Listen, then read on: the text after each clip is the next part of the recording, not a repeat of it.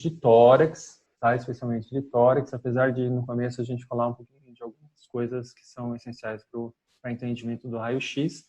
E, na verdade, a primeira coisa que eu queria falar é sobre a formação de imagem, né? Então, a gente tem que lembrar por que é importante estudar a formação de imagem, né? Então, porque foi assim que se unificou alguns termos, né? Então, quando a gente está falando de formação de imagem no raio-x, a gente está falando daquela historinha da densidade dos corpos, né? Então, o que a gente tem? A gente tem materiais que são mais densos e materiais que são menos densos.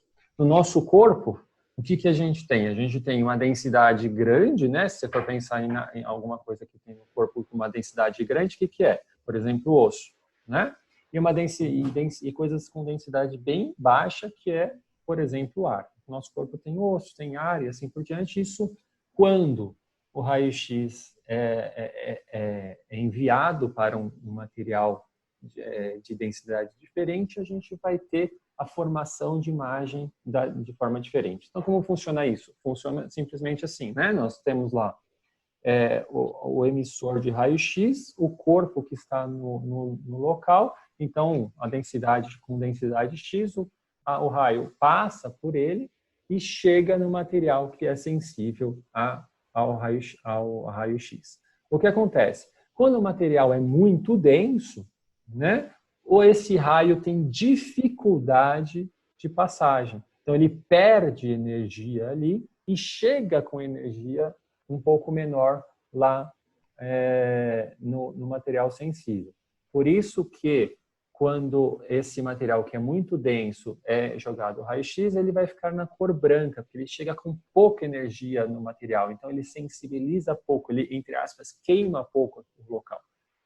Quando é ao contrário, quando a gente tem densidades mais baixas, né, eu envio o raio-x, ele passa com uma resistência menor, então ele passa mais fácil, então ele chega lá no local e aí ele queima o local, né? Ele chega com maior força, maior energia, e isso faz com que os materiais fiquem pretos, né? A imagem fique preta, perdão, né? Então é daí que saiu, né? Usando os prefixos e sufixos médicos que a gente tem, né? O hipo, o hiper e assim por diante, apareceram os nomes das palavras hipodensidade e hiperdensidade. Então, os materiais que são hiperdensos, então eles têm dificuldade de passagem do raio, eles chegam lá com menor energia e ficam brancos, né? E os materiais que são hipodensos,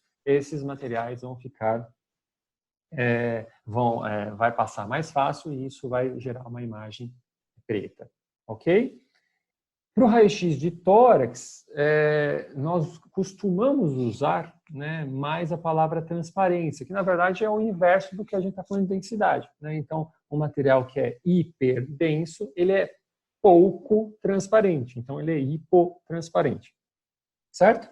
E o material que é hipodenso, ele é pouco denso, então ele é muito transparente. Então ele é hipertransparente, certo? Então essas são as duas palavrinhas, né, ou 4, dependendo de como for, que nós vamos começar a conversar daqui a pouco, tá? Depois a gente entra com outras palavras de classificação, consolidação, blá, blá, blá, mas essas são as palavras aí chave para a ideia da formação da imagem, ok?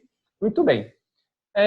Não dá para falar de raio-x sem falar de incidência radiológica, né? Radiográfica. Então, a incidência radiográfica nada mais é de como, né, esse raio central vai entrar, né, vai passar pelo material. Então, descreve a direção do raio central na fonte do raio-x. Então, uma das principais incidências radiológicas que a gente tem no raio-x de tórax é o famoso PA, o póstero anterior. Isso quer dizer que eu tenho um emissor aqui de energia, de raio-x, ele envia o raio, o paciente está de costas, então vai começar a entrar pela parte posterior e sair pela parte anterior, por isso que a gente chama de póstero anterior. Tudo bem? Por sua vez, a gente tem a incidência antero-posterior, AP, né? Que é ao contrário. Agora o meu paciente está de frente para o raio central, então ele vai entrar na parte anterior e sair na parte posterior e sensibilizar, neste caso aqui, o filme, aqui, né? A chapa aqui. Então, isso vai também acontecer. Tudo bem? Nós vamos ver aí os problemas ou as vantagens e desvantagens de cada um, né? Existem várias incidências radiológicas, né? Então a gente tem incidências oblíquas que não são utilizadas aqui no tórax de uma forma geral, mediais, laterais e tudo mais, mas uma outra incidência radiológica que a gente usa no tórax é a incidência lateral, né? Então, aqui a gente está vendo como é o posicionamento correto do paciente fazendo a posição para fazer o perfil, né? A gente costuma pedir pelo perfil. Então, sempre vai ser essa posição, entrando pelo lado direito aqui, saindo pelo lado esquerdo, chegando aqui e sensibilizando na chapa. Tudo bem até aqui? Mesmo? Uma incidência que hoje em dia é menos utilizada é uma incidência chamada incidência lordótica. Não sei se vocês lembram dela ou conhecem ela. O nome certinho dela pode ser axial anteroposterior ou ápico-lordótica. Ela foi uma incidência muito utilizada, vocês lembram para quê? Alguém lembra? Não? Então, essa incidência, o que ela faz? A gente vai ver uma imagem daqui a pouco, mas ela faz o quê? Ela... Expulsa anti-tuberculose? Isso, exatamente, Lu. Né? Então, o que acontece? Essa incidência, ela amplifica, vamos dizer assim, ela melhora a visualização da parte superior do tórax, né? Do terço superior. Então, ela foi usada muito para ver tuberculose e tal, porque é aquela historinha, né,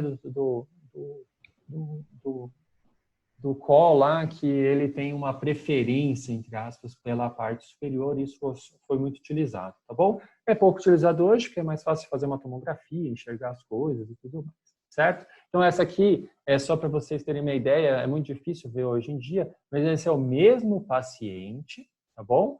E aí a gente tem uma incidência posterior anterior aqui, e aqui uma lordótica. Perdão. É uma lordótica justamente para ver a diferença, bem hoje, né? Tem que espirrar. É uma diferença que como que o ápice, né? O pulmonar, o terço superior, ele fica, tá bom? Então, difícil da gente encontrar hoje, mas às vezes estão aí.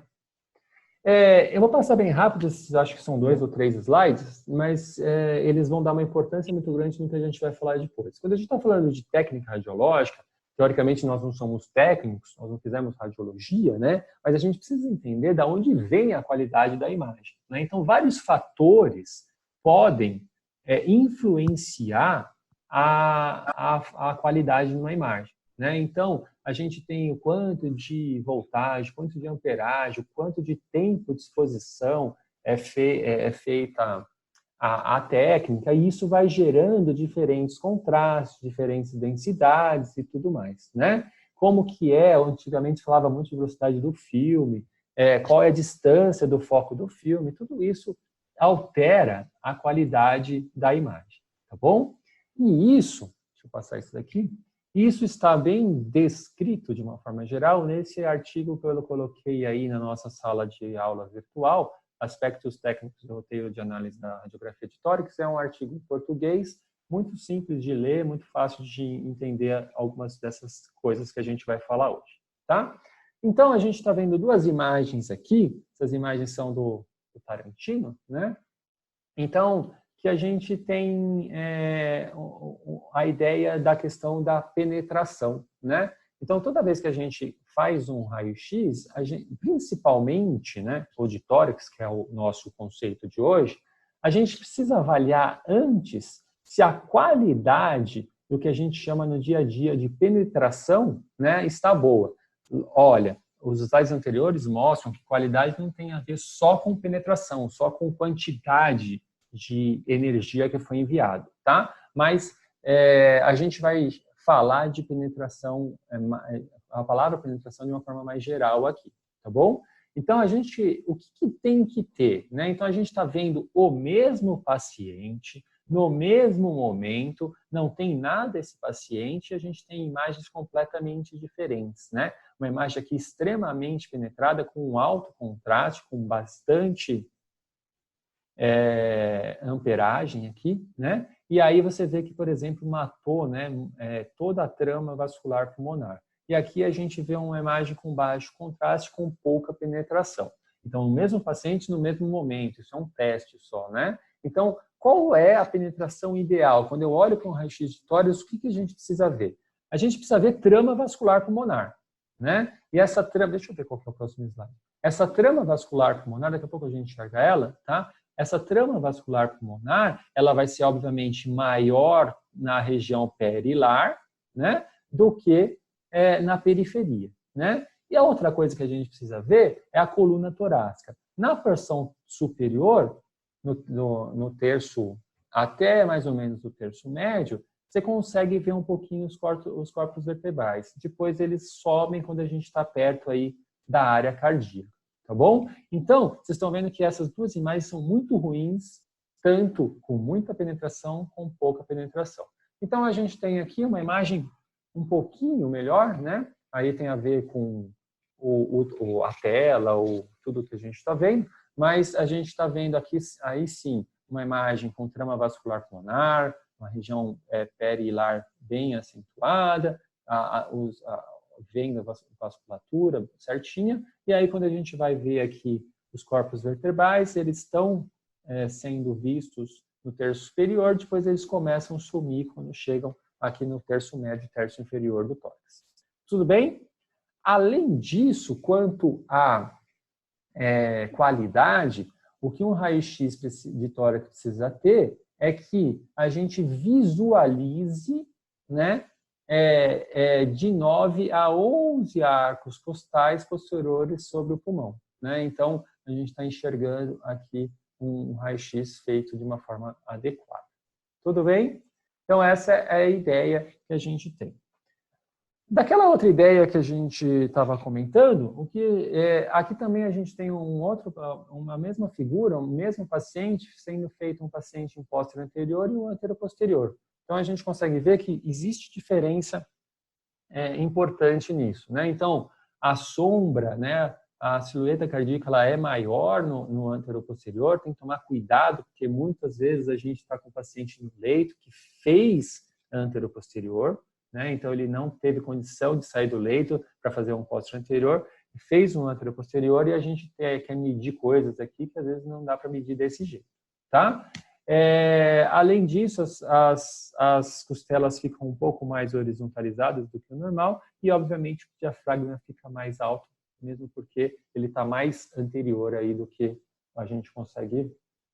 Tudo bem até aqui? Certo? Qual que é a principal ideia aqui do raio-x de tórax? Então, se costuma dizer que seria melhor ser feito em posterior anterior, como a gente viu, em inspiração máxima, em pé e em apneia. Então, o paciente puxa o ar todo, segura, faz essa posição. Por que essa posição aqui? Porque as escápulas saem de uma forma, saem do campo pulmonar, né? Ficam um pouco mais vertical, ao lado do tórax, e isso faz com que a gente tenha um campo visual do tórax melhor. Tá? Então, essa é a posição ideal que o paciente deveria ficar. Tudo bem até aqui? Muito bem. Então, é óbvio que para a gente falar de algumas doenças que vocês querem falar hoje, a gente precisa falar um pouquinho do raio-x normal, né? Então, a gente tem que enxergar que deveria ser feito, muitas vezes no dia a dia não é, né? Mas deveria ser feita esta ordem, né? De começar por partes moles, partes ósseas, pleuro, diafragma, parênquima, ilha e mediastino, a avaliação do tórax. No dia a dia, a gente acaba, às vezes, comendo bola, né? Correndo aí um pouquinho para ver um raio-x, mas teoricamente, esse seria o ideal da imagem. Muito bem. Vamos treinar vocês aí. Então, vocês vão me falando aí, tá? Como que chama essa região aqui do raio-x? Vamos lá. Hilo pulmonar. Isso, a região do hilo pulmonar, né? Se eu fosse chato, se eu quisesse fazer uma prova e se fosse chato, esse é o hilo pulmonar direito, né? Porque a gente tem aqui também a região do hilo pulmonar esquerdo, certo? A região central a gente chama do quê? Mediastino, certo? Muito bem. Essa área a gente chama do quê? Seio Seio, né? Ou ângulo cardio, porque está fazendo aqui, né? Batendo aqui no coração. Frênico, por causa da hemicúpula diafragmática. Então, a gente está aqui vendo a hemicúpula diafragmática direita, certo? E a outra bolinha, a gente tem o quê? Seio costofrênico. Então, o seio ou ângulo costo, né? Frênico, por conta também da costela e do diafragma. Além disso, para a gente usar aquelas duas outras palavras que a gente viu lá no comecinho, a hiper e a hipotransparência, e todos esses itens que a gente está inserindo aqui, é comum, como qualquer exame de raio-x, de tórax, né? Nós dividimos o tórax em 3 terços, sendo o terço superior, terço médio e terço inferior, as bases ou os ápices, como for, e aí passar um meio daqui, e aí a gente tem 6 áreas para ser analisadas. Tudo bem? Sim? Todo mundo sabe disso? Sem problema? Muito bom. Então, vamos lá. Então, aqui, né, mostrando aí uma outra imagem, que depois eu vou mandar para vocês, dos locais onde a gente foi falando, das costelas e tudo mais. Muito bom. Aqui é a mesma coisa, para vocês terem depois. E a imagem lateral também pode ser dividida em 3 pedaços, né? Então, a gente pode chamar anterior, médio e posterior, né? Então, para análise pode ser feita desse jeito também. E aí a gente tem 2 novos nomes que podem ser utilizados, né? A região retroesternal, né? Ou seja, ela está atrás do externo, por isso retroesternal, e a região que está atrás do coração, que está aqui, a região retrocardíaca. Tudo bem? Então, quando a gente tem alguma coisa nessas regiões, a gente pode usar as palavras retroesternal ou retrocardíaca para delimitar algum local que a gente quer ver. Então, a gente está vendo aqui o coração, o externo, as cúpulas diafragmáticas, coluna, costelas, tá bom? A região do hilo pulmonar, aqui a gente está vendo, né, mais com uma hipertransparência, porque a gente está vendo o brônquio e assim por diante. Tudo bem? Então, aqui uma outra imagem, né? Só para a gente ver várias imagens, está aí acostumando aí com o olho. Essa aqui é uma imagem também com um contraste um pouquinho maior, melhor aqui de enxergar do que aquela outra. Uma outra imagem mostrando as regiões que a gente viu, retroesternais, retrocardíaca, diafragma, coração, hilo pulmonar, corpo vertebral e assim, coluna vertebral e assim por diante. Muito bem. Uma das dicas que às vezes as pessoas costumam falar é que dependendo do contraste a gente consegue ver isso, né? Do contraste que eu estou falando não é injeção de contraste, tá bom, gente? É só a penetração. A hemicúpula diafragmática direita, a gente consegue enxergar ela por todo o tórax, né? E obviamente na maioria das vezes ela está um pouquinho acima, porque a gente sabe lá que o fígado empurra a parte direita da hemicúpula, né? E a parte da hemicúpula esquerda, ela desaparece um pouquinho aqui no meio, então ela faz uma sombra um pouquinho menor ali perto do bordo da parte cardíaca, da parte posterior do coração, tá? Então esse também é uma das funções aí que a gente pode usar, né? Um dos artefatos para a gente usar para se localizar também. Tudo bem? Várias imagens aí, uma imagem que eu gosto bastante, eu acho que do Tarantino também, tentando localizar alguns dos vasos aí das partes moles que a gente tem. Muito bem, todas as imagens que a gente já conversou. E aí um resuminho, né, de um esquema aí para a gente enxergar todos esses itens que a gente conversou aqui A única coisa que a gente não tem aqui nesse esquema é a divisão de anterior, médio e posterior que a gente viu no perfil. Ok? Muito bom. E para a gente pegar alguns exemplos, né? Então, eu peguei alguns exemplos só. Então, o que vocês acham desse paciente aqui? Vocês acham que ele está o quê? Ele está inchado, está cheio de edema? E aí? Nossa, muito. Muito. Então, mas isso não é edema, né? Então, assim, ó, esse é o registro do paciente. O que acontece? A gente está vendo aqui a parte final aqui das costelas, né? Perdão. Da costela. Teoricamente, da costela para lá, só tem que ter, se a pessoa for gordinha, bastante gordura. Senão, não tem que ter nada, né? Então, quando a gente vai ver, a densidade aqui, a densidade está diferente, porque deveria ser hiperdenso, né? Ou seja, deveria ser hipotransparente, mas não é. Tem várias partes aqui que estão pretas, tá vendo? São hipertransparentes. Então, o que eu tenho aqui? O que a gente chama de enfisema subcutâneo, né? Então, isso aqui é tudo o ar sendo penetrado pela pele, né? Quando eu for tirar a tomografia do paciente, ó, externo, né? A gente não vai falar de tomografia hoje, mas externo, coração, vértebra, costelas, aí a gente tem uma fratura de costela importante, toda essa entrada de ar por aqui, e a gente tem, então, um enfisema subcutâneo muito comum aí em alguns Professor, o que leva a pessoa a ter um enfisema subcutâneo? Então, lesões, né, que fazem com que o ar que está no pulmão entre na pele, passe para a pele. Então, a gente vai ter, muitas vezes, pneumotórax, né? Vai ter pneumotórax, mas esse ar pode estar contido dentro da pleura, que aí vai ser a presença, né? Qual que é a definição de pneumotórax? A presença de ar na pleura, certo? Só que esse ar também pode ir para a pele.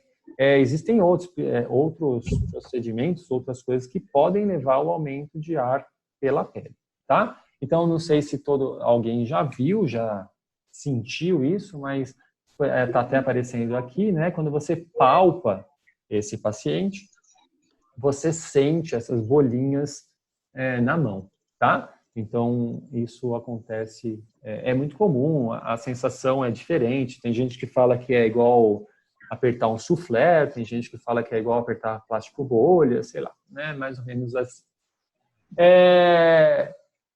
Bom, a gente volta depois, tá? Nas imagens. Eu vou passar todas elas e aí a gente conversa todo mundo com imagens que vocês têm, tá?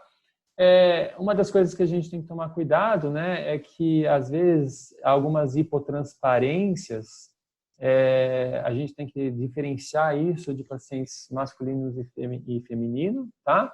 Eu diria hoje que talvez isso não seja necessariamente assim, né? Mas em todo caso, a gente está vendo aqui, vocês estão vendo uma imagem hipotransparente, né? Agora, se você for ver aqui, não tem. E eu estou afirmando para vocês que essa paciente é uma mulher, né? Como isso pode acontecer, né? Então, é um paciente que fez uma mastectomia direita, então eu consigo enxergar um lado e consigo do outro. Por que eu acho boa essa imagem? Porque eu gosto dessa aula em aula, essa imagem em aula. Porque, às vezes, se você não foi lá examinar o seu paciente, né? As pessoas querem examinar exames, né? Antes de examinar o paciente clinicamente, você vem aqui, olha, o paciente chegou com uma tosse aqui, putz, olha só, aqui tem uma hipotransparência, aqui não tem, hipotransparência de base esquerda, né? E, na verdade, nada mais é do que a mama, tá? Tomar bastante cuidado com isso. Principalmente hoje em dia que tem bastante, tem prótese, né? De mama e tudo mais. Muito bem, o que vocês acham das setinhas aí? O que vocês acham que são as setinhas brancas nessa imagem? Abscesso?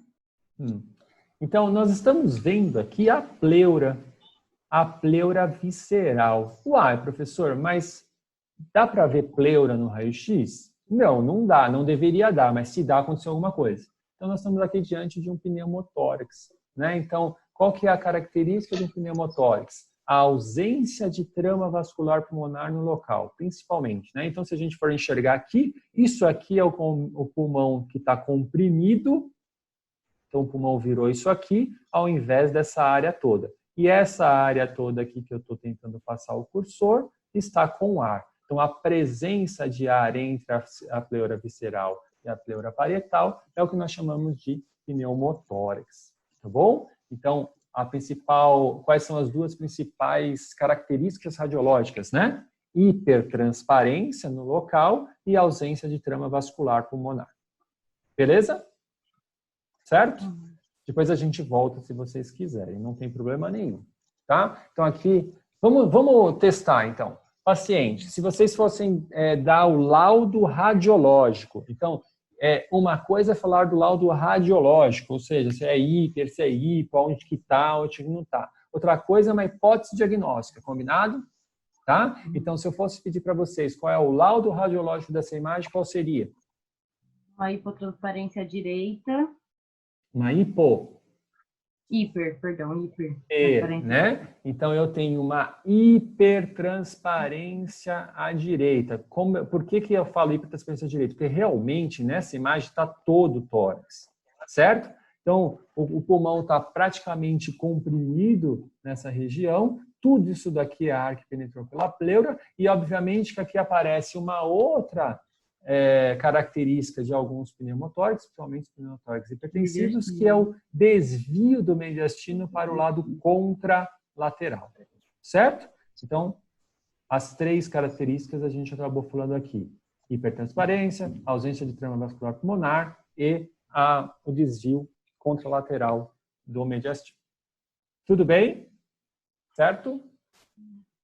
Muito bom. Aqui uma outra imagem, né, para mostrar que também pneumotórax não precisa ser daquele jeito. A gente está vendo a linha pleural aqui, dos dois lados, né, um paciente que foi ventilado aí de uma forma com uma pressão um pouquinho maior, teve um barotrauma nos dois lados. Certo? Muito bem. Setinha amarela. O que se vocês fossem dar o nome para o local que dá setinha amarela, o que vocês chamariam? Seio costofrênico. Então, eu não consigo ver, Ingrid, esse seio. Derrame pleural. Derrame pleural. Parece então. O sinal do menisco, não é? Isso, sinal do menisco. Boa, calma. Peraí, então, ótimo. Peraí. Então, olha só. Cuidado com uma coisa. O laudo radiológico, outra coisa é você dar uma hipótese diagnóstica. Certo? Vocês já foram para chutar a hipótese diagnóstica. Certo? Então, o que a gente tem aqui é o velamento do seio costofrênico direito. Esse é o laudo radiológico dessa imagem. A hipotransparência com o sinal do menisco, exatamente como vocês falaram, né, velamento do seio costofrênico. Isso, com certeza, né, dá uma hipótese diagnóstica muito característica de ser um derrame pleural, né, que é o aumento do líquido entre as pleuras, né? Então, a gente falou lá como pneumotórax, como a presença de ar. Não tem que ter ar. Aqui tem líquido, tem muito pouquinho, mas tem. Quando eu aumento, isso pode ser, isso a gente vai chamar de derrame pleural. Nós não vamos falar dos tipos de derrame pleural hoje, de tamanho, do que poderia ter, se é sangue, se chama de hemotórax, se é quilotórax, assim por diante, porque a gente vai ter uma aula específica disso de doenças pleurais, tá bom? Mas a gente está falando de imagem, então a gente tem a hipótese diagnóstica de um derrame pleural, tá? Só curiosidade, a setinha verde está mostrando o quê? O que é isso aqui? Bolha gástrica. Bolha gástrica. A gente está vendo a hemicúpula diafragmática esquerda aqui e uma bolha gástrica empurrando aqui para nós. Certo? Muito bom. A gente está vendo aqui uma hipotransparência, né? Importante. Né? Enorme, né? Certo? Enorme. Então, tem que tomar cuidado com a palavra enorme, tá? Quando a gente está falando de raio-x. Bem cuidado, depende de como esse paciente foi tirado, a gente pode ter diferenças aí na imagem. Combinado? Então, eu vou te dar um exemplo. Se esse paciente tem um derrame pleural razoável, mas ele tirou o raio-x e ele estava deitado, todo esse líquido esparrama. Então, às vezes, a gente tem uma imagem maior do que, na vista, né, olhando, muito maior do que realmente pareceria, certo? Então, imagina você pegar um copinho de café aí, que é daqueles pequenininho, e jogar em cima da sua mesa. Então, ele ele vai para um monte de lugar, né? Então, tem que tomar cuidado só com o tamanho quando a gente está falando de raio-x, tá? Então, aqui outros exemplos de hipotransparência e assim por diante. Aí, gente, uma das coisas que a gente precisa inserir aqui são nomenclaturas que costumam utilizar. Essa imagem também é uma imagem de hipotransparência, concordo? Né? Então, eu tenho uma transparência diferente aqui, que é uma hipotransparência. Só que se a gente for voltar no anterior, essa hipotransparência é completamente diferente, mas é hipotransparente. Então, o que aconteceu? Aconteceu que a gente começou a classificar essas imagens com outros nomes para tentar diferenciar o que era hipotransparente. Ah, é branco, tá bom, mas será que não dá para dar a ideia desse branco? Tudo bem?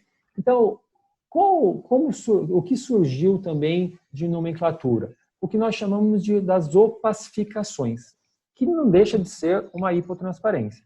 Só que, quando a gente tem uma imagem como esta, né, é o que a gente chama de uma opacificação homogênea. Tudo bem? Então é branco, não tem raia, não tem nada, é tudo branquinho, né? Quando a gente vai ver uma imagem como essa, isso é uma opacificação mais heterogênea, né? Que a gente tem aí umas falhas nesse branco. Tudo bem? Então essa é uma nomenclatura que é muito utilizada atualmente também. Vocês vão encontrar esse nome muitas vezes em laudos radiológicos e podem ser utilizados normalmente. Tá? Então, aqui a gente está vendo, né, um infiltrado que a gente chama de infiltrado alveolar, típico de uma pneumonia. Aqui um infiltrado um pouco mais algodonoso, também é clássico daí de pneumonias. Tá? Isso aqui a gente vai ver daqui a pouco. E uma das coisas importantes que a gente tem é o que nós chamamos do quê? Alguém lembra o nome disso aqui? Está vendo uma imagem diferente? É uma hipotransparência, tudo bem? Só que essa imagem, ela tem aqui, desenha, né, um pezinho de galinha aqui, né? O que a gente chama de broncograma aéreo, né? Broncograma aéreo. O que é o broncograma aéreo? Então, o que faz ele ter?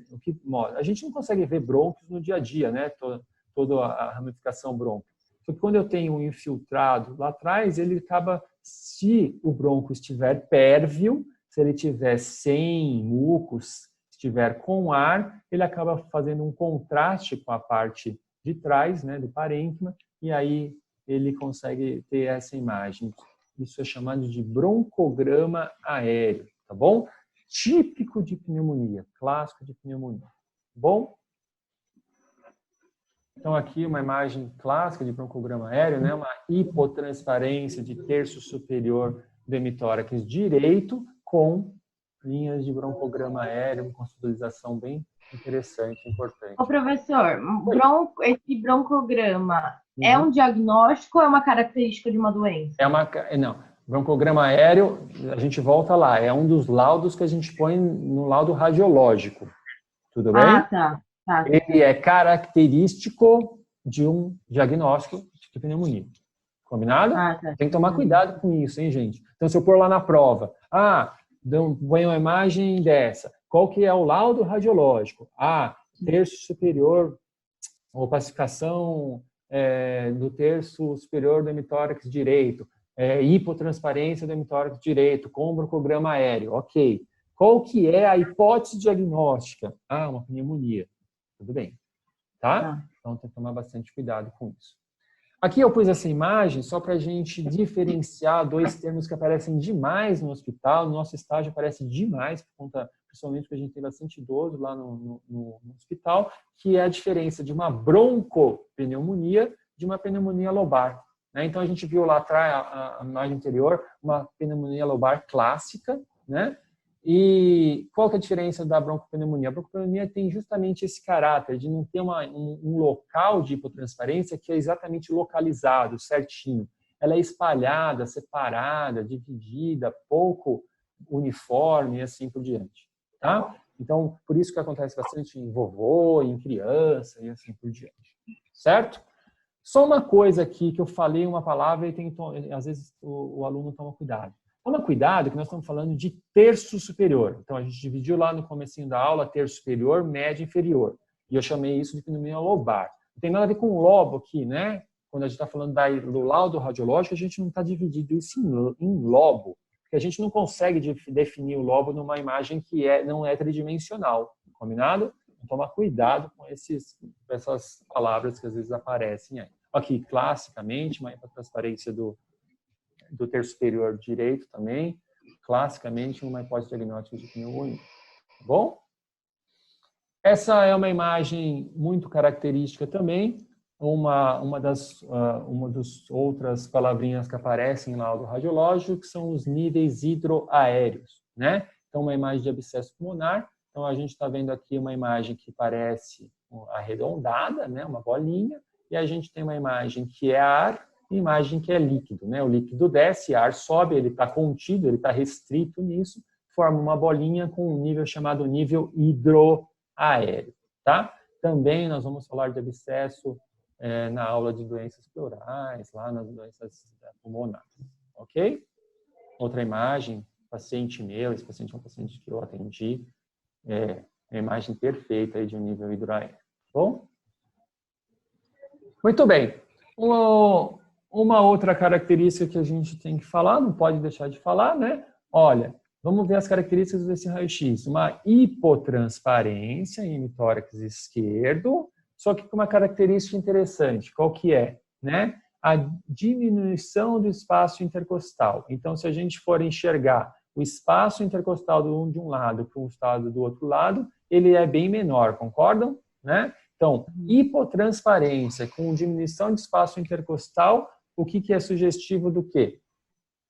Atelectasia? De atelectasia, né? Então, além de tudo isso, se a gente for olhar a traqueia, tá vendo a traqueia, bronquiofonte direito aqui também desviado para o mesmo lado, que os livros chamam de ipsilateral, né? Então, essas três características são características básicas também de atelectasia, tá bom? Então, básico aí do raio-x, ok? Então, aqui é uma imagem também, uma opacificação homogênea, para usar um pouquinho, para sair um pouquinho da palavra hipotransparência, tá? Diminuição de espaço intercostal, tração aqui da traqueia para um lado, brônquio também, típico, né? Uma hipótese diagnóstica de atelectasia, certo?